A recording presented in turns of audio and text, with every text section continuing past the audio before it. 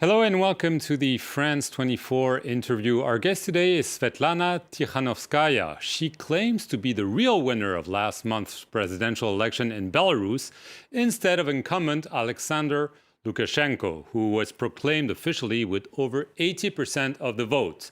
Since this election, Belarus has witnessed an unprecedented wave of protest against him and a brutal crackdown on demonstrators and leading opposition figures. Some have been arrested. Others have fled the country. Mrs. Tikhanovskaya is among them. She joins us from neighboring Lithuania. Thank you very much for being with us today. Thank you for inviting.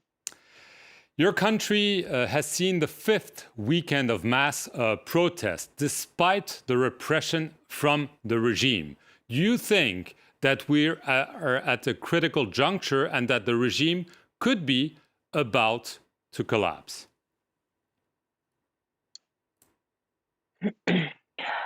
The only thing I know is that our people, our Belarusian people, they woke up at last, and they don't want anymore to live with under this regime, with this president. We want, with this fear in ourselves. We want to feel free. We want to feel safe in our country, and I'm sure that people will not stop until we'll win. Are you still calling on President Lukashenko to resign as a precondition to anything? You don't want to stay him in power even for a transition? Is this correct? Yes, it is correct, because there is no need in this. New elections have to be free and fair and transparent. And if he and his, his people will still stay at the power, let such transparent elections in the future. No, he has to resign for sure. People need it. I mean, I've talked about the crackdown. The demonstrators continue to challenge the regime. Are you fearing that there will be even more violence from the regime, that there could be really a very bloody crackdown? Or do you think the regime is in fact afraid of the people today? We really hope that our regime will understand at last that the will of people couldn't be broken. And even if they will be more violent towards people, it will not stop them. So I want to ask them, don't make this crime. Just think about your people at first time for 26 years. We want another country, we want another president, we want new free and safe country. Just stop your violence and everything will be fine with our country. This Monday, for the first time, President Lukashenko left Belarus for a meeting with the Russian President Vladimir Putin in Sochi. What do you make of this meeting with President Putin? What's your reaction to it first? We knew about a week ago that he will meet with Mr. Putin, and we really don't know what they're going to talk about, because there was no announcement, and the meeting will be behind the shut doors. But we have to admit that Lukashenko doesn't have any legitimacy in the eyes of the Russian people. He has no trust. So any agreement that can be among these two presidents, so they could be claimed unreal in the future by new president. So we don't know what they are going to talk about, but still we have to say this word. This agreement cannot be real in the future. Right. Is it a mistake for President Putin to meet Lukashenko? Well, I can't say it is a mistake. No, they are people, they have right to meet, but we're really sorry that Mr. Putin, he got the side of the dictator, but not the side of Belarusian people. We're really sorry for this. Right. Are you fearing a Russian military intervention like the one we've seen in Ukraine, or do you think it's impossible in Belarus? I want to believe that it is impossible because, first of all, what this political crisis is only about our country.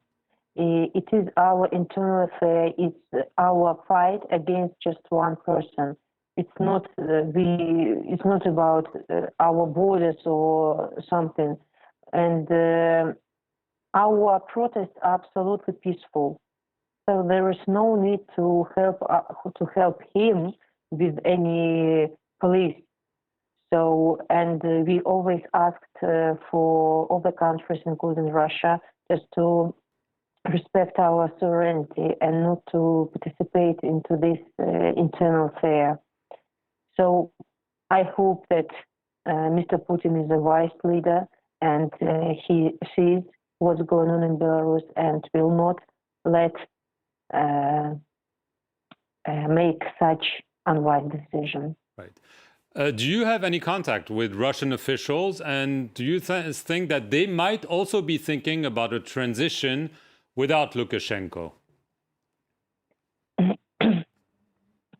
You know, we had a lot of contacts with most of European countries and Canada and America and Japan, and we are open for discussion of our situation. But it's a pity we didn't have any contact with Russian leaders or representatives. But we hope that soon we'll be able to talk one day. Right. I want to get to the situation. Obviously, you were not supposed to become a politician. You decided to run because your husband, Sergei Tikhanovsky, was barred from running. He's currently in jail. We heard the UN human rights chief today said she was very concerned about reports of torture in Belarus. She wanted a probe into this. Do you have any news from your husband? Do you know if he is being well treated? I have constant conversations with his lawyer, and she always tells me how he is. And I'd say that he is rather well, I mean, in comparison with people on the freedom, because people in jail who was put there just for nothing, for his desire to live, to build a new country, is already not very pleasant, you know. So he supports me from jail. He believes in people in Belarus, in Belarusian people, and he believes that he will be released soon. Right. What about Maria Kolesnikova, who is also a prominent figure? She is now in jail after reportedly being expelled, but didn't want to go to Ukraine. Do you have any news from her? It's a pity, but not. We have some news from her lawyer. She says that Maria is okay and she is in a good. She's she's a wonderful woman, and the fact that she has torn her passport shows her as a heroine of our country, and I'm sure that she considered that she made the right thing. Right. I want to get to possible sanctions. The European Union has mentioned that they could slap sanctions on the regime, its officials. You've met also with a senior US official. There are signs that Washington could do the same. Are you calling for sanctions to be imposed on Lukashenko and on his lieutenants, maybe to put more pressure on the regime? I think it's the right position of European countries and other countries to put sanctions, individual sanctions, for those people who committed crimes or who ordered criminal, who said criminal orders to people. It's a good pressure for them. Right. Last question. Do you consider Alexander Lukashenko as a criminal? For sure. And why do you think people rebelled against him now? Why now?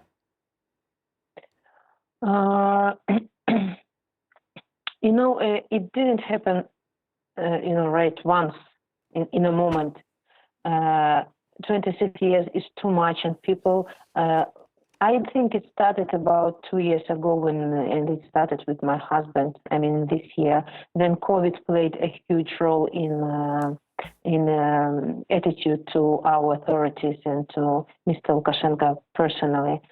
And step by step, self-consciousness of our people have been waking up, and people. New generation grew up who had opportunity to go around the world, and they see how people can live, how people can be treated by the authorities, that other authorities in other countries listen to their people, and they are respected. And of course, we want to be respected as well. And we want a new country, safe and free, where our children will not be slaves of the system. So now we are ready to build this country, and it's high time for us to have this victory and to build this country together. Svetlana Tikhanovskaya, I want to thank you very much for being our guest here on the France 24 interview from Vilnius in Lithuania.